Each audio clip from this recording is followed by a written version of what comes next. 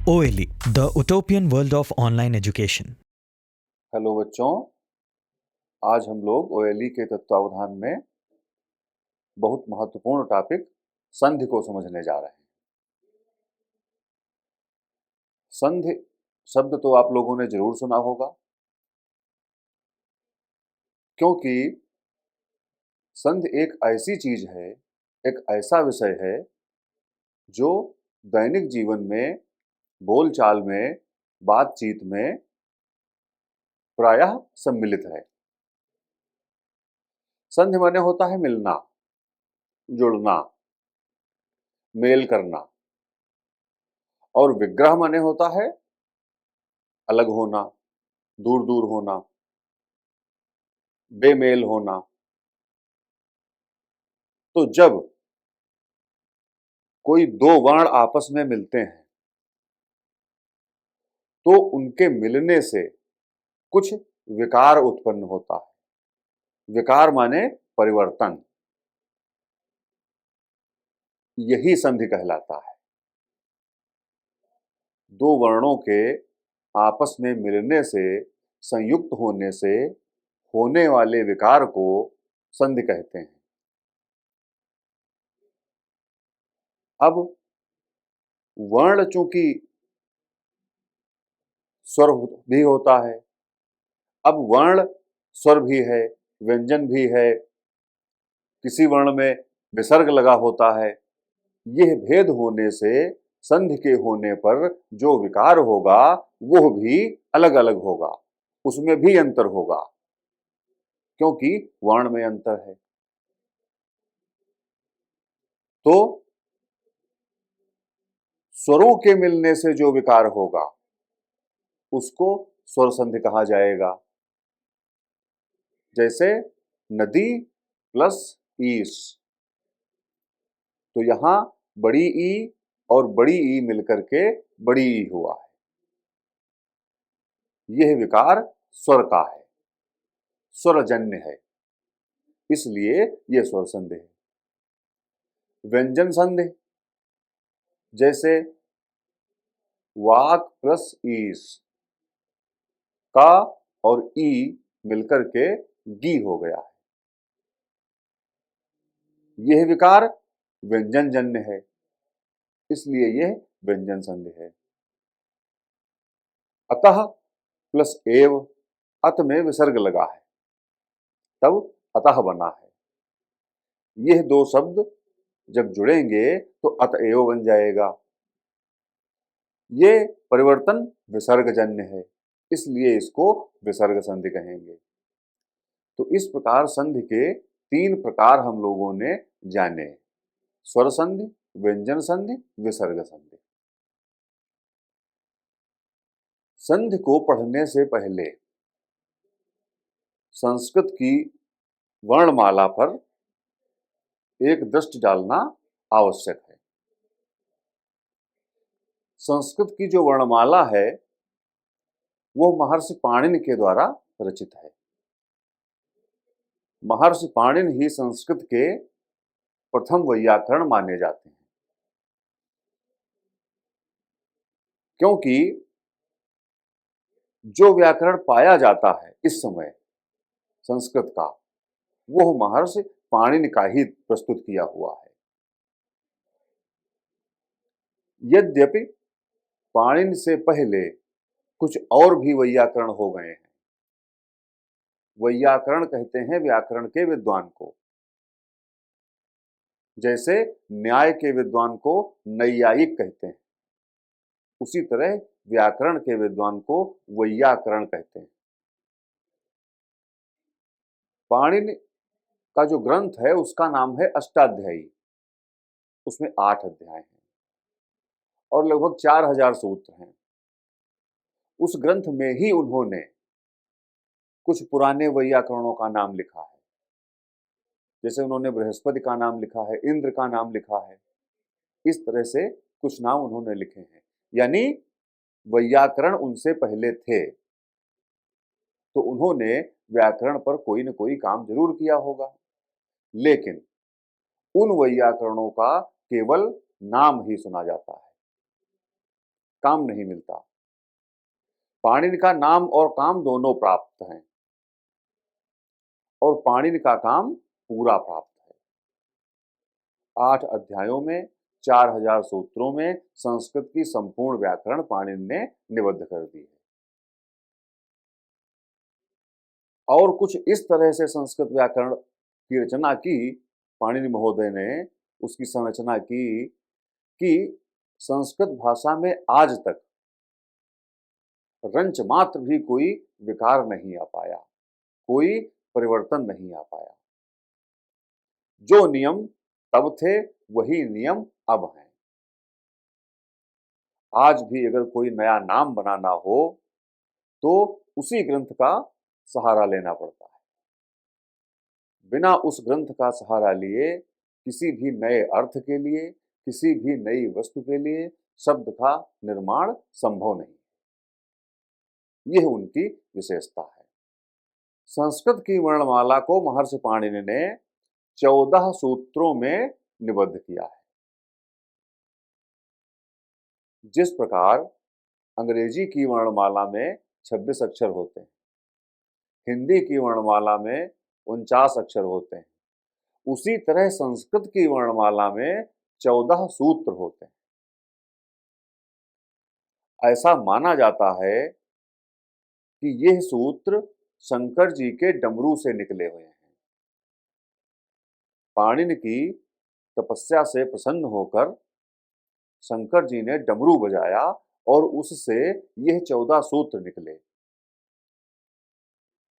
जिनको फिर पाणिनि ने आगे बढ़ाया। तो यह बात तो व्यंजना का आश्रय लेकर लिखी गई प्रतीत होती है या मानी गई प्रतीत होती है। कुल मिलाकर 14 सूत्र संस्कृत व्याकरण के आधार हैं। वो 14 सूत्र कौन कौन से हैं? वर्णमाला चूंकि कंठस्थ ही करनी पड़ती है, वर्णमाला में समझने वाला कुछ नहीं होता है, उसको रटकर ही याद करना पड़ता है। तो यह 14 सूत्र अगर कंठस्थ होते हैं तो समझ लीजिए संस्कृत की व्याकरण में आपकी गति आसान हो गई, क्योंकि इनका ऐसा क्रम है, इनका ऐसा विन्यास है, इस हिसाब से इनको विन्यस्त किया गया है। तो यह 14 सूत्र ऐ उड़ ऋलिक एओं अयोज हैवरट लण यमगणनम झभय घटधस जबगडदस खप चटत चटतव कपय सक्सर हल। यह 14 सूत्र हैं। हमने बताया कि ये शंकर जी के डमरू से निकले हुए माने जाते हैं, इसलिए इनको माहेश्वर सूत्र कहा जाता है। इन 14 सूत्रों का जो नाम है वो है माहेश्वर सूत्र। इनको व्याकरण में या संधि के प्रसंग में जब कहीं गिनना होगा, जब इनकी जरूरत पड़ेगी, तो ध्यान रखने की बात यह है कि किसी भी सूत्र का अंतिम अक्षर, किसी भी सूत्र का जो आखिरी वर्ण है, उसको गिना नहीं जाएगा। जब यह सूत्र पढ़ने होंगे, जब इनको बोलना होगा, जब इनको लिखना होगा, तब उसको लिखा तो जरूर जाएगा, बोला भी जाएगा, लेकिन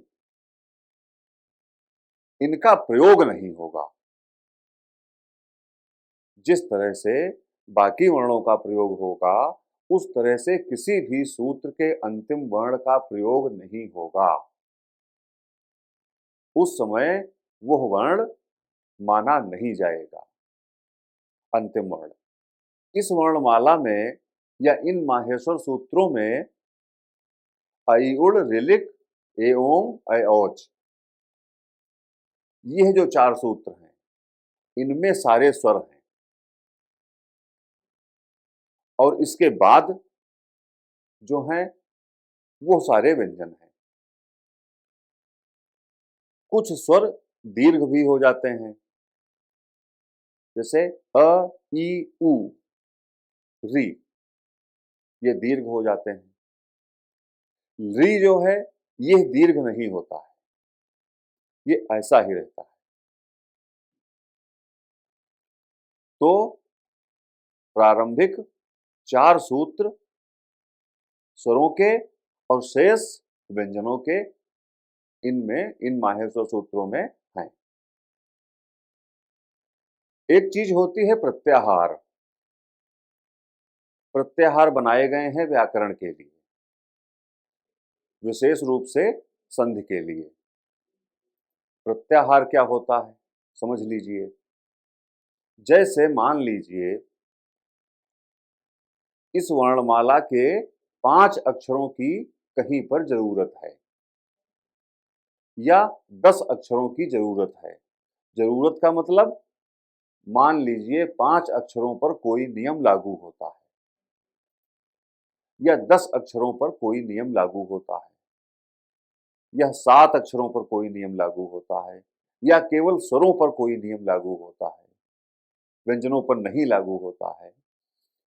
तो वहां पर यह बात लिखने के लिए सारे वर्ण नहीं लिखने पड़ेंगे। उन सारे वर्णों को समाहित करके एक छोटा सा 2 अक्षर का प्रत्याहार बना दिया जाता है। उस प्रत्याहार को वहां लिख दिया जाता है। उस प्रत्याहार का ही मतलब वो सारे वर्ण हो जाते हैं। जैसे उदाहरण के रूप में मान लीजिए कहीं पर अक लिखा है, अक, तो इसका मतलब यह एक प्रत्याहार है। अक एक प्रत्याहार है। इसका मतलब क्या है? अक का मतलब है कि वो जो 14 सूत्र आपने पढ़े हैं उनमें आ से गिनना शुरू कीजिए और का तक गिनिए। अक का यह मतलब है। आ से का तक, आ से चालू कीजिए और जहां पर का मिल जाए वहीं पर रुक जाइए। तो चलिए अ, ई, उड़, री, री, क। अब ये दूसरे सूत्र का अंतिम वर्ण का है और ये हम बता चुके हैं कि किसी भी सूत्र का अंतिम वर्ण माना नहीं जाएगा। तो अयुड़, इसका अड़ा जो है वो माना नहीं जाएगा। तो 3 बचे अ, ई, उ। दूसरे में री, री, का, इसका भी अंतिम माना नहीं जाएगा। तो इसमें बचे 2, री और री। तो अक का मतलब हो जाएगा अ, ई, उ, री, री। जहां पर अक लिखा हो वहां समझ लीजिए कि यही 5 वर्ण लिखे हैं, अ, ई, उ, री, री। अक का यह मतलब है। तो प्रत्याहार का तात्पर्य इस तरह समझा जाता है। किस प्रत्याहार में कितने वर्ण आएंगे ये इसी प्रकार जाना जाएगा। प्रत्याहार 2 अक्षरों का होता है, जैसे अक, आ है और का है। तो पहले अक्षर से गिनना शुरू करिए और बाद वाले अक्षर तक गिनते चले जाइए, चाहे पूरी वर्णमाला ही उसमें क्यों ना आ जाए। आप तब तक गिनिए जब तक कि प्रत्याहार के बाद वाला जो वर्ण है वो न मिल जाए आपको, किसी भी सूत्र में मिले। और जितने भी वर्ण प्राप्त हुए हों उनमें हर सूत्र का अंतिम वर्ण हटा दीजिए।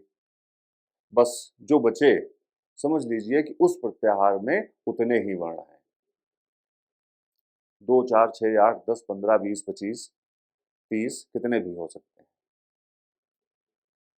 तो लगभग 50 प्रत्याहारों से संस्कृत के व्याकरण में काम लिया जाता है। आवश्यकता होने पर प्रत्याहार और भी बनाए जा सकते हैं। ये तो हो गया प्रत्याहार। अब कुछ महत्वपूर्ण प्रत्याहारों के वर्ण देख लीजिए ताकि कोई समस्या न पैदा हो। अक माने हम बता ही चुके हैं। अब जैसे कहीं पर इक लिखा हो, इक, छोटी ई और का, तो इसका मतलब है ई से का तक। वर्णमाला में या 14 सूत्रों में आपको जहां छोटी ई मिले वहीं से गणना प्रारंभ कर दीजिए और जब तक का न मिल जाए, इक प्रत्याहार है ना, तो ई से का तक, तो जब तक का प्रत्याहार न मिले तब तक गिनते रहिए। तो देखिए छोटी ई आपको कहां मिलती है? पहले ही सूत्र में आ के तुरंत बाद, अ ई उ ड़, ये पहला सूत्र है। तो छोटी ई मिली, इससे आपको गिनना है। तो ई उ ड़, और कहां तक गिनना है? जब तक का नहीं मिल जाएगा। तो री री क, अब ये का भी मिल गया। तो कितने वर्ण मिले? जितने भी वर्ण मिले हों, प्रत्येक सूत्र का अंतिम वर्ण उसमें से हटा देना है। ई उ ड़, ये पहले सूत्र में मिला, तो ड़ा को हटा दीजिए, तो बचा क्या? ई और उ। दूसरे सूत्र में का को नहीं गिनना है, क्यों? क्योंकि का अंतिम है। तो कौन बचे? री और ली। तो इसका मतलब ये हो गया कि इक प्रत्याहार में ई उ री री, ये 4 वर्ण होंगे। कुछ प्रत्याहार ऐसे हैं जिनमें बहुत से वर्ण आते हैं, जैसे झल प्रत्याहार है। तो झल प्रत्याहार का मतलब है आप झा से गिनना शुरू कीजिए और जब तक ला न मिल जाए तब तक गिनते रहिए।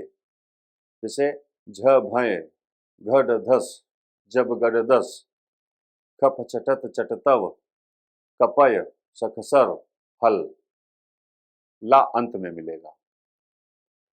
तो इतने वर्ण झल प्रत्याहार के अंतर्गत आते हैं। सभी सूत्रों का अंतिम वर्ण हटा दिया जाएगा। जितने बचेंगे वो सारे वर्ण झल प्रत्याहार के माने जाएंगे। प्रत्याहार, प्रति आहार, यानी उस प्रत्याहार के अंदर इतने वर्ण बंद हैं,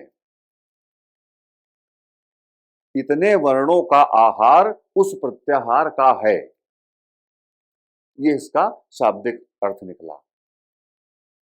जैसे जस प्रत्याहार है, तो जस प्रत्याहार का मतलब है जा से लेकर सा तक।